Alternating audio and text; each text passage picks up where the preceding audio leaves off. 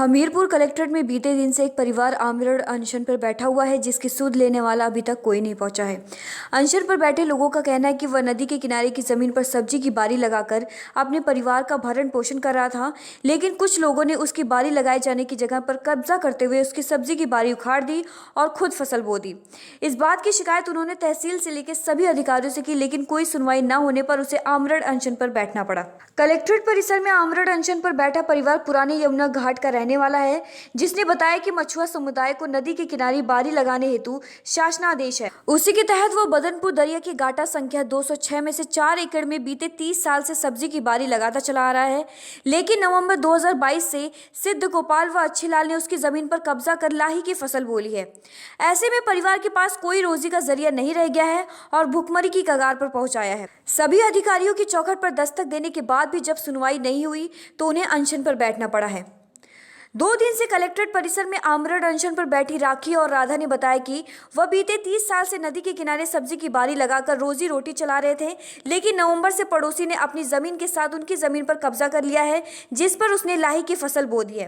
अवैध कब्जा करने वालों से उनकी जमीन खाली करा दी जाए, इसके लिए पुलिस और प्रशासन से कई बार लिखित शिकायत की गई। मुख्यमंत्री पोर्टल पर भी शिकायत दर्ज कराई गई, लेकिन सुनवाई नहीं हुई। मजबूरन उन्हें आमरण अनशन पर बैठना पड़ा। अब यह अनशन तभी खत्म होगा जब उनकी जमीन वापस लाई जाएगी। बारी के लिए बैठी है। बारी हमारी उखाड़ दी गई है, कहीं सुनाई नहीं भाई है। हम यहाँ बैठे, हमारी सुनाई नहीं होगी तो हम यहीं बैठे रहेंगे, यहीं मर जाएंगे। किसने बारी उजाड़ दी है?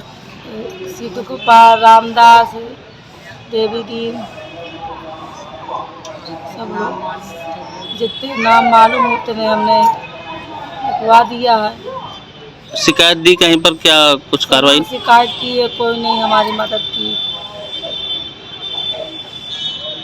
नाम राखी है और बारी की समस्या है हमारी, और कल से हम लोग बैठे और हमारी कोई सुनवाई नहीं हो रही है। क्या समस्या आ रही है बारी में आपकी?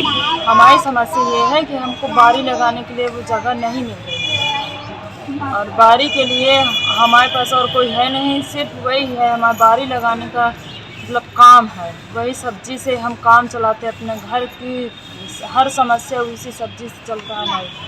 अगर वो नहीं मिलेगी तो हमारी रोजी रोटी कहाँ से चलेगी? अगर बारी हमारी मिलेगी तो वही हमारा सब कुछ है। क्या हुआ बारी पर? बारी पर हमारी बारी छीन ली गई है और बारी उखाड़ दी गई है। जितने पौधे लगे थे सारे पौधे उखाड़ के वहाँ पे अब लाही बोवा दी गई है। ट्रैक्टर से जोतवाए हैं, फिर लाही बोवा दिए हैं, अब वो काटने पर है।